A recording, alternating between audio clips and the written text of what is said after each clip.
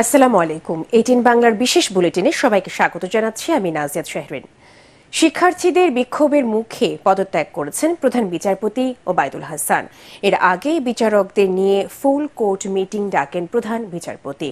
এমন খবরে প্রধান বিচারপতি পদত্যাগের দাবিতে আদালত প্রাঙ্গণে অবস্থান নেন বৈষম্য বিরোধী আন্দোলনের শিক্ষার্থীরা। পদত্যাগে আলটিমেটামও দেন তারা। আদালতের নিরাপত্তায় রয়েছে সেনা ও নৌবাহিনীর সদস্যরা। এদিকে চলমান পরিস্থিতিতে পদত্যাগ করেছেন ঢাকা বিশ্ববিদ্যালয়ের উপাচার্য মাকসুদ কামাল। রিপোর্ট করছেন মুস্তাফিজুর রহমান। সরকারের সাথে আলোচনা না করে সকালে ফুলকোর্ট মিটিং ডাকেন সুপ্রিম কোর্টের প্রধান বিচারপতি ওবায়দুল হাসান। এ খবরে তুমুল ক্ষোভ প্রকাশ করে বৈষম্য বিরোধী ছাত্র আন্দোলন। মিছিল স্লোগান নিয়ে শিক্ষার্থীরা জড়ো হতে থাকেন আদালত প্রাঙ্গণে। প্রধান বিচারপতির পদত্যাগ দাবিতে নানা স্লোগান দিতে থাকেন তারা। আমাদের এক দফা বিচারপতি পদত্যাগ করতেই হবে। আমরা অবৈধ সরকার, অবৈধ বিচারপতি মানি না। রাষ্ট্রীয় কাঠামোতে আছে, এখন আর থাকতে পারবে না। বিচারপতি মানিকের বিরুদ্ধে ব্যবস্থা নিতে হবে, কঠোর ব্যবস্থা। আমাদের ছাত্র জনতার দাবির বিরুদ্ধে যে কেউ টিকতে পারবে না। সবাইকে তার গদি ছাড়তে হবে যারা আমাদের ছাত্র জনতার দাবির বিরুদ্ধে। কঠোর কর্মসূচির ঘোষণার কয়েক ঘন্টার মাথায় পদত্যাগ করার সিদ্ধান্ত নেন প্রধান বিচারপতি। এই আশ্বাসে বিশ্বাস না করে আদালত প্রাঙ্গণ ছাড়লেও কর্মসূচি অব্যাহত রেখে শিক্ষা চত্বরে অবস্থান নেয় শিক্ষার্থীরা। প্রধান বিচারপতি ইনি যখন আমাদের আন্দোলন শুরু হয় তিনি বলেছিলেন যে আন্দোলনের মুখে কখনোই আইনকে পরিবর্তন করা যায় না। আমরা জানতে পেরেছি প্রধান বিচারপতি তিনি পদত্যাগ করবেন। এজন্য আমরা আপাতত শিক্ষা চত্বরে অবস্থান নেব। যতক্ষণ পর্যন্ত তিনি সরাসরি পদত্যাগের ঘোষণা না দিবেন ততক্ষণ পর্যন্ত আমরা মাঠে আছি। আমরা বাংলাদেশে এখনো কাউকে ওইভাবে যারা ছিল কাউকে আমরা বিশ্বাস করি না। যতক্ষণ না পর্যন্ত পদত্যাগ করবে ততক্ষণ পর্যন্ত আমরা এই আমাদের কর্মসূচি চালিয়ে যাব। এর মাত্র 1.5 ঘন্টার মাথায় পদত্যাগ করেন প্রধান বিচারপতি। এদিকে চলমান পরিস্থিতিতে পদত্যাগ করেছেন ঢাকা বিশ্ববিদ্যালয়ের উপাচার্য মাকসুদ কামাল। শিক্ষার্থীদের কর্মসূচি ঘিরে আইন শৃঙ্খলা তদারকিতে রয়েছে সেনা ও নৌবাহিনী। মুস্তাফিজুর রহমান, এটিএন বাংলা, ঢাকা। শহীদ আবু সাইদের বাংলাদেশে কোনো ভেদাভেদ নেই বলে জানিয়েছেন অন্তর্বর্তীকালীন সরকারের প্রধান উপদেষ্টা ডক্টর মোহাম্মদ ইউনুস। রংপুরের পীরগঞ্জে কোটা বিরোধী ছাত্র আন্দোলনে পুলিশের গুলিতে নিহত শিক্ষার্থী আবু সাইদের পরিবারের সাথে দেখা করে তিনি বলেন, নতুন বাংলাদেশ গড়ার দায়িত্ব এখন সবার। আন্দোলনকালে শিক্ষার্থীদের হত্যার বিচারের আশ্বাসও দেন প্রধান উপদেষ্টা। বিস্তারিত মনিউর রহমানের রিপোর্টে।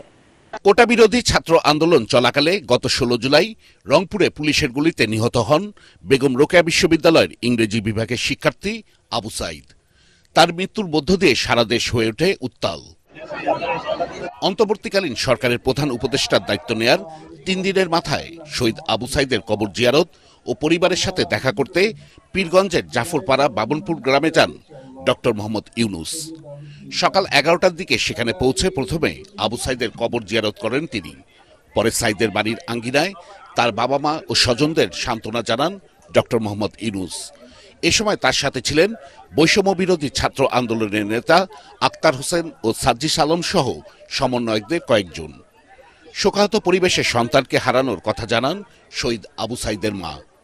বৈষম্য বিরোধী আন্দোলনের 2 সমন্বয়ক ও অন্তর্বর্তীকালীন সরকারের উপদেষ্টা নাহিদ ইসলাম ও আসিফ মাহমুদকে নিয়ে জাতীয় পতাকা মেলে ধরেন ডক্টর মোহাম্মদ ইউনুস। সাইদের পরিবারের কাছ থেকে বিদায় নিয়ে তার কবরের পাশে দাঁড়িয়ে গণমাধ্যমকে প্রতিক্রিয়া ব্যক্ত করেন প্রধান উপদেষ্টা।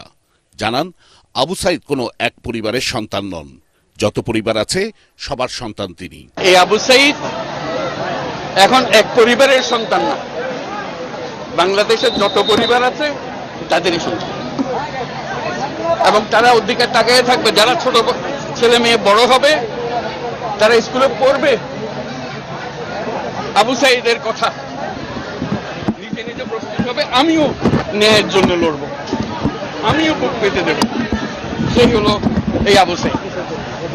আবু সাইদ এখন ঘরে ঘরে, প্রত্যেক ঘরে আবু সাইদ, এবং বাংলাদেশের যত পরিবার আছে সব পরিবারের সন্তান, এবং বাংলাদেশে এখানে জাতি ধর্ম নির্বিশেষে সবারই সন্তান।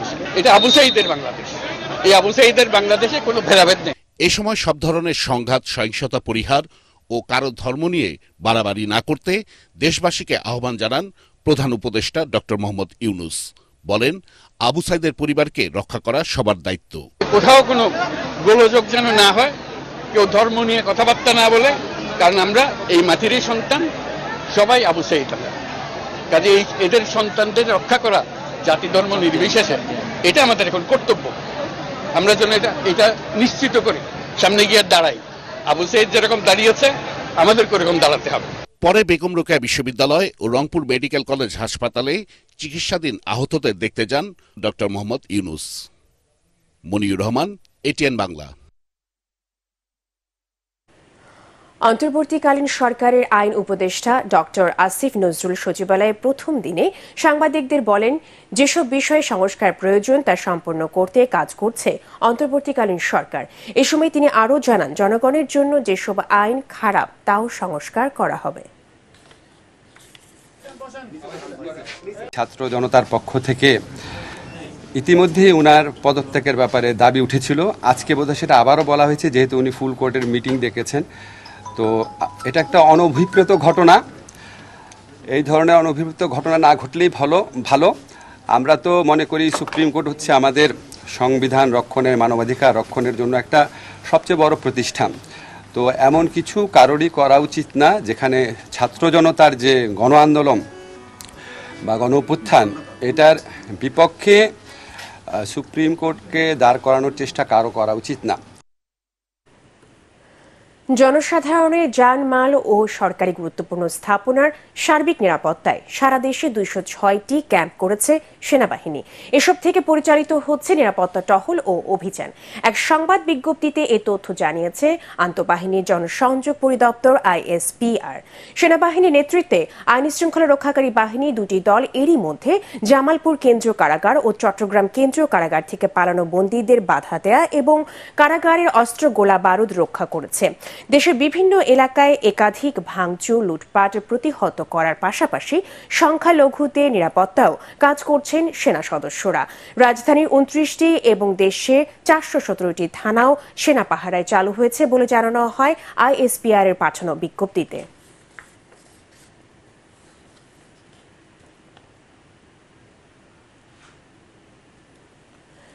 রাজধানীর বেশিরভাগ ATM মেশিনগুলোতে টাকা নেই, ফলে অধিকাংশ বুথ এখন কার্যত অচল। এই পরিস্থিতিতে চরম ভোগান্তিতে পড়েছেন গ্রাহকরা। অনেকে বুথ সচল থাকলেও মিলছে না প্রত্যাশিত টাকা।